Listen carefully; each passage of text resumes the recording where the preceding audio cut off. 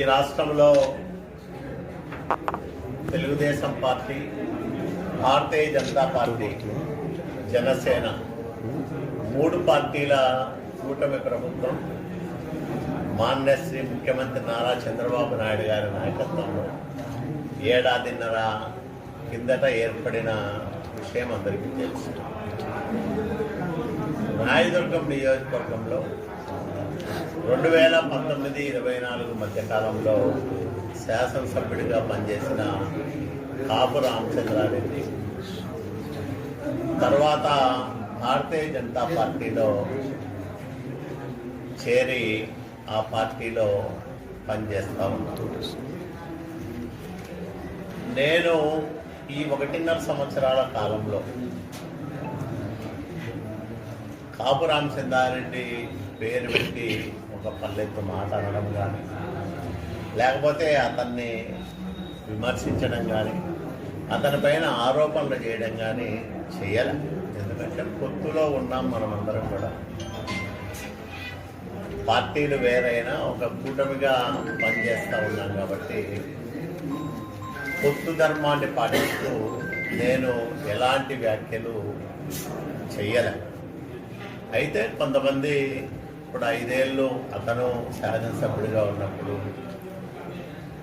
చాలామంది ఇబ్బందులు పడ్డారు. మా కార్యకర్తలు కేసుల్లో ఎదుర్కొన్నారు. అతనికి సంబంధించిన ఏదైనా అంశం వచ్చినప్పుడు ఎవరో ఒకరో ఇద్దరో ఏదన్నా సోషల్ మీడియాలో పోస్టులు పెడతా ఉండొచ్చు. నేను కూడా రెగ్యులర్గా సోషల్ మీడియాని చూడను. ఎందుకు మాట్లాడుతున్నారో తెలియదు. దానికి ఏమి కారణాలో తెలియదు.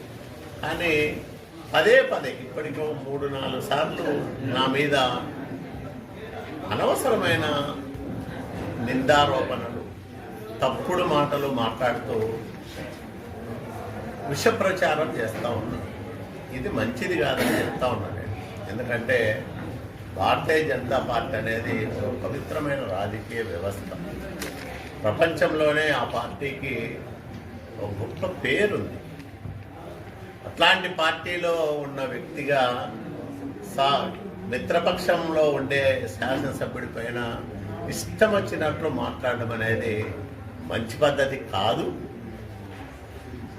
నేను సహనంతో ఉన్నాను, సంయమనం పాటిస్తుంది. చేత కాక కాదు, చేవ చచ్చి కాదు, శక్తి లేక కూడా కాదు. కానీ పొత్తు ధర్మాన్ని పాటిస్తూ నా అంతకు నేను స్వీయ ఆంక్షలు విధించుకొని బతుకుతా ఉన్నాను. ఇట్లాంటి సందర్భంలో ప్రతిసారి నా మీద ఇష్టం వచ్చినట్లు మాట్లాడడం, వ్యక్తిగతమైన నిందలు వేయడం, రాయదుర్గంలో ఏదో జరిగిపోతుందనే దుష్ప్రచారం చేయడం అనేది మంచి పద్ధతి కాదు. బహుశా భారతీయ జనతా పార్టీ రాష్ట్ర నాయకత్వం కూడా ఇతని వ్యవహార శైలి, ఇతను ఇచ్చే ప్రకటనలు, ఇతను ఇస్తున్న విలేకరుల సమావేశంలో చేస్తున్న వ్యాఖ్యలు గమనిస్తూ ఉంటుందని అనుకుంటున్నాను.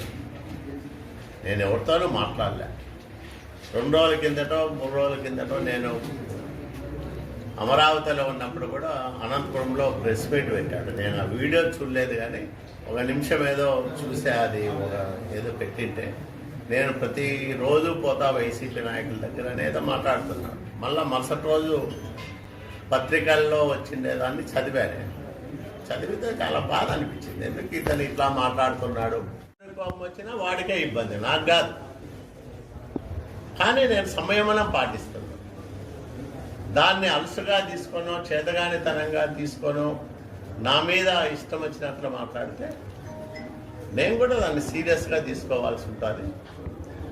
ఇంకోసారి ఇది పునరావృతమైతే మాత్రం నా రియాక్షన్ చాలా తీవ్రంగా ఉంటుంది, నా సమాధానం కఠినంగా ఉంటుంది, జీవితకాలం గుర్తుపట్టుకునే విధంగా ఉంటుందని కూడా నేను హెచ్చరిస్తా ఉన్నాను. ఆయన జోలికి వెళ్తున్నట్టు, రాబోయే రోజులలో మా పరిస్థితి బాగుండదు అనేటట్టు చెప్పడం జరిగింది. ఇక్కడ ఒక విషయం గమనించాలి.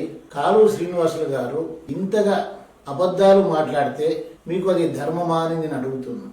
మీరు ఈ రోజు నా జోలికి రాలేదని చెప్తున్నారు. మీరు ఎమ్మెల్యేగా గెలిచిన తర్వాత మొదటి దెబ్బ కొట్టిందే నన్ను, అది మీకు తెలుసు, నాకు తెలుసు. ఇక ఆ తర్వాత సీతారామాంజనేయ కళ్యాణ మండపంలో మీ కార్యకర్తల సమావేశంలో కొంతమందిని రామచంద్రారెడ్డి బాధితులని, అది కూడా నా పేరు చెప్పుకోకుండా గత ఎమ్మెల్యే అని చెప్పి అతని పేరు చెప్పడానికి కూడా సిగ్గుపడాలనేంత విధంగా అవహేళన చేస్తూ రామచంద్రారెడ్డి బాధితులుగా కొంతమందికి సన్మానాలు చేసి కిరీటాలు కూడా మీరు పెట్టారు. అప్పుడే మర్చిపోతే ఎలా సార్? గుర్తు పెట్టుకోవాలి కదా. అదే విధంగా నేను అక్రమంగా ఐరునూరు తరలించానని చెప్పి మీడియాలో అంతా కూడా రాపించి నన్ను అబాసుపాలు చేయాలని చెప్పి మీరు ప్రయత్నం కూడా చేశారు కదా. ఇవన్నీ కూడా ఎమ్మెల్యేగా గెలిచిన తర్వాతనే కదా. ఒకటి చెప్పండి, మీరు ఎమ్మెల్యేగా గెలవడానికి నేను కష్టపడలేదా? మేము మా కుటుంబము సైకిల్ గుర్తుకు ఓటు వేయడంతో పాటు అందరూ కూడా పొత్తులో ధర్మంగా కాలువ శ్రీనివాసుల్ని గెలిపించుకోవాలని చెప్పి నేను చెప్పాను. ఇప్పుడు ఆ వీడియో కూడా మీకు ప్లే చేస్తాను. రాజకీయంలో ఎవరు శత్రువులు ఉండరు, ప్రత్యర్థులే ఉంటారు. కాబట్టి మనందరి ధర్మం ఏంటంటే ఎన్డీఏ కూటమి అభ్యర్థి అయినటువంటి కాలువ శ్రీనివాసుల్ని మనం గెలిపించుకోవాలా. అది మన ధర్మం. అది నా పార్టీ ఆదేశానుసారం అందరం కూడా కష్టపడి గెలిపించుకోవాలని మీ అందరికి కూడా నేను చెప్తున్నాను. అలాంటప్పుడు ఇటీవల కాలంలో సాక్షాత్తు ఆంధ్రప్రదేశ్ రాష్ట్ర అసెంబ్లీలో నేను అక్రమాలు చేసినానని, విచారణ జరపాలని, చర్యలు తీసుకోవాలని మీరు మాట్లాడలేదా? అది మీకు మర్చిపోతే ఎలా కాలువ శ్రీనివాసులు గారు? నేను 2-3 సార్లు ప్రెస్ మీట్ పెట్టి ఉన్నాను. కానీ నేను ప్రెస్ మీట్ పెట్టే ఒక రోజు ముందో 2 రోజుల ముందో మీడియాలో ఏమొచ్చింది, నేను ఎందుకు స్పందించాల్సి వచ్చింది అని ఎప్పుడైనా మీరు ఆలోచన చేశారా కాలువ శ్రీనివాసులు గారు? నేను ఏ రోజు కూడా మీ నుంచి వచ్చిన వేధింపులకి స్పందిస్తున్నానే తప్ప నాకు నేనుగా ఏ రోజు కూడా మీపై విమర్శలు చేయలేదు, మీ పేరు కూడా నేను ఎత్తలేదు. కానీ మీరు చేసేదంతా చేసి పల్లెత్తు మాట కూడా అనలేదు అంటే ఎలా సార్? ఇది మీకు ధర్మమేనా నేను అడుగుతూ ఉన్నా. అదే విధంగా మీరు భారతీయ జనతా పార్టీని ఒక పవిత్రమైన వ్యవస్థగా కొనియాడారు. చాలా సంతోషం నాకు అయ్యా. కానీ గతంలో మీరు పార్టీ గురించి కానీ భారతీయ జనతా పార్టీ నాయకత్వం గురించి కానీ ఏం మాట్లాడారో కూడా మీకు వీడియో పంపించమంటే నేను పంపిస్తాను. ఇక చివరిగా చూస్తున్నా సోషల్ మీడియాలో అంతా కూడా కాపు రామచంద్రారెడ్డి గారికి కాలువ స్ట్రాంగ్ వార్నింగ్ అని మీరు ఏదో చెప్పారు. మీకు కోపం వచ్చినా మాకు కోపం వచ్చినా నేనే భస్మం అయిపోతానని. కానీ మీకు ఎమ్మెల్యే అనే అధికారం అనేది అంత పెద్దగా మిమ్మల్ని ఏం చెప్పాలో నాకు అర్థం కావట్లేదు. అధికారం అంత పనిచేస్తుందా? మీరు అనుకుంటే ఏమైనా చేయొచ్చా? నేను నా జీవితకాలం మర్చిపోలేనంత కూడా నన్ను చేయగలుగుతారా? చేసేయండి సార్ ప్లీజ్. మీరు ఏం చేయదలుచుకున్నారో చేసేయండి సార్. నా వరకే కాదు కాలువ శ్రీనివాసులు గారు, నా కొడుకు, నా మనముడు, నా మునిమనముడు కూడా కాలువ శ్రీనివాసు అంటే గుర్తుపెట్టుకోవాలా. అట్లా ఏమన్నా చేయడానికి సాధ్యమైతే చేసేయండి సార్. నేనేం వరి అవ్వను. కానీ ఇలాంటి మాటలు ఎందుకు సార్? పొత్తులో భాగంగా మీకోసం కష్టపడి పనిచేసి ఇంతకుముందు 1800 ఓట్లతో మీరు గెలిచారు. 42,000 ఓట్లతో గెలిచారు మీరు. దాంట్లో నా కష్టం లేదని మీరు అంటే మురళీ ఆంజనేయ గుడిలో ప్రమాణం చేయండి, రామచంద్రారెడ్డి నా కోసం ఏమీ చేయలేదని. కష్టపడి పనిచేసినాను సార్ మీకోసము. కానీ నన్ను ఈ ఆంధ్రప్రదేశ్ రాష్ట్రంలో ఎవరు ఎవరిని హింసించలేనంతగా మీ పార్టీ సోషల్ మీడియా, మీ కార్యకర్తలు అనుక్షణం నన్ను వేధిస్తున్నారు. ఎంత తట్టుకోవాలి సార్ నేను వేధింపుల్ని? మీ కింద కార్యకర్తలు సోషల్ మీడియాలో ఏం పెడుతున్నారో చూసుకోమని ఇంత ముందు కూడా మీకు చెప్పాను నేను. కానీ మీరు పట్టించుకోవట్లేదు. నా జోలికి రాకుండా నేను ఎవరి జోలికి రాను. మీరైతే స్వీయ నియంత్రణలు పెట్టుకున్నామని చెప్తున్నారు కాలువ శ్రీనివాసులు గారు. నేనైతే రాయదుర్గమే వదిలిపెట్టిపోయి బళ్ళార్లో బ్రతుకుతూ ఉన్నా. ఎప్పుడో ఒకసారి ఎవరైనా చనిపోతే లేదా పెళ్లిళ్ళు ఉంటే ఫంక్షన్లు ఉంటే నేను రాయదుర్గంకి వస్తున్నా. అలాంటి వాడిని కూడా అనునిత్యం వేధిస్తున్నారు కదా సోషల్ మీడియాలో. మీకు మీ కార్యకర్తలకు ధర్మమేనా? ఇక పైన కూడా చెప్తున్నాను, మీ నుంచి ప్రొవోకేషన్ లేకపోతే నేనుగా స్పందించాల్సిన అవసరం ఉండదు సార్. మీరు ఇంతకుముందు ఎవరితోనో ప్రెస్ మీట్ పెట్టించి ఆ పైన నానా ఆరోపణలు గుప్పించారు. తర్వాత రోజులలో వాళ్ళు ఏందన్నా ఇలా చేశారంటే మాకు ఆయన చెప్పడం వల్ల చేశాము, వేరే గత్యంతరం లేక వాళ్ళు ఒప్పుకున్నారండి మా దగ్గర.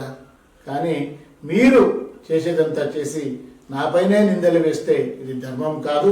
కాబట్టి మీరు కూడా మా జోలికి రాకుండా పొత్తు ధర్మాన్ని మీరు పాటించండి, పొత్తు ధర్మాన్ని మేము పాటిస్తున్నాం.